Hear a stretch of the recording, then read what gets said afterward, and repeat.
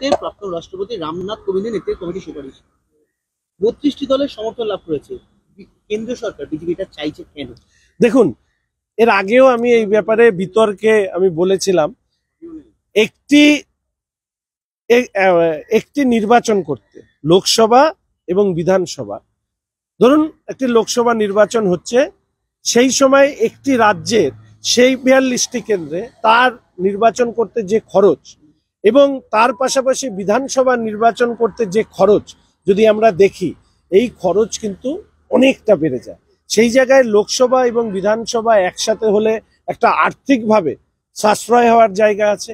দ্বিতীয়ত হচ্ছে, যখনই লোকসভা এবং বিধানসভা নির্বাচন হয় তখনই আপনারা দেখবেন যে কিছু ইলেকশনের নির্বাচনী বিধিনিষেধ সেই সময় জারি করা হয়। এই নির্বাচনী বিধি নিষেধের কারণে অনেক সময় কাজ করবার ক্ষেত্রে, সে কেন্দ্রীয় সরকারি প্রকল্প হোক, রাজ্যের সরকারের প্রকল্প হোক, পৌর প্রকল্প হোক, পঞ্চায়েত প্রকল্প হোক, সেটা আটকে যায়। ফলে সেই বিষয়টাও কিন্তু এই এক দেশ এক নির্বাচন হলে সেটা দূর হবে। তৃতীয়ত দেখবেন যে আমাদের পরীক্ষা বিভিন্ন সময় দেখা যায় এই নির্বাচনের কারণে পরীক্ষার রুটিন ডিস্টার্ব হয়, এবং অনেক সময় আমি দেখেছি যে নির্বাচন ঘোষণা করতে বাধ্য হয়, যেহেতু নির্বাচন ডিউ হয়ে যায়, সেই সময় পরীক্ষা থাকার কারণে নির্বাচনের প্রচারের জন্য যে সময়, সেই সময়টুকুও কিন্তু বিভিন্ন রাজনৈতিক দল তারা কিন্তু পায় না।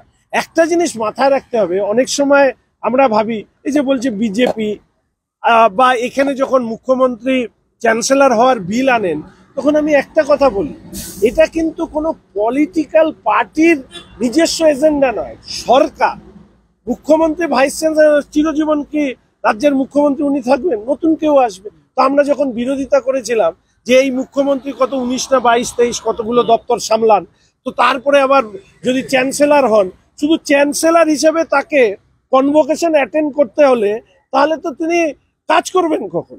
ফলে মুখ্যমন্ত্রীর কাজের মাঝখানে বাড়তি কাজ চাপিয়ে দেওয়াটার যেরকম বিরোধিতা করেছিলাম, নির্বাচন একাধিক, কেননা আমাদের 3 স্তরের নির্বাচন হয়, কেন্দ্র, রাজ্য এবং লোকাল সেলফ গভর্নমেন্টের। ফলে সেই জায়গায় যদি বিধানসভা এবং লোকসভা নির্বাচন একসাথে হয়ে যায়, স্বাভাবিকভাবে তার সুফল কিন্তু প্রশাসনিকভাবে পড়বে, আর্থিকভাবে পড়বে, এবং তার সাথে সাথে আমাদের যে কাজ গভর্নমেন্ট ওয়ার্ক, সেটার ক্ষেত্রেও কিন্তু যে সময়ের যে অন্তরায় বা সময়ের মধ্যে যে প্রতিবন্ধকতা, সেটাও বিরোধিতা করছে কেন 15টা দল বিরোধিতা করছে? তাদের যেটা ভাবনা যে লোকসভা এবং বিধানসভা একসাথে হলে তারা ধুয়ে মুছে সাফ হয়ে যাবে, এই কারণে বিরোধিতা করছে।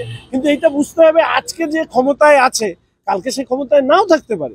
একসময় কংগ্রেস এই দেশের সর্বোচ্চ প্রতাপশালী দল ছিল, আজকে কংগ্রেস নেই।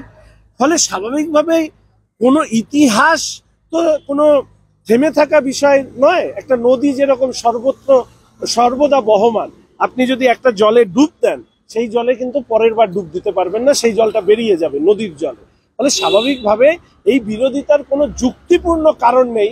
আর ইভেন আমরা যদি প্রত্যেকটা স্টেটেও দেখি, তাহলে দেখবেন লোকসভা বিধানসভা নির্বাচন একসাথে হয়েছে, এই যে রাজনৈতিক দলগুলি বিরোধিতা করছে তারা সেই নির্বাচনে লড়েছে, কোনো সময় জিতেছে, কোনো সময় হেরেছে। ফলে যুক্তিপূর্ণ বিরোধিতা নয়, শুধু কেন্দ্র বিরোধিতা বা বিজেপি বিরোধিতা করবার জন্য এই বিরোধিতা করা হচ্ছে।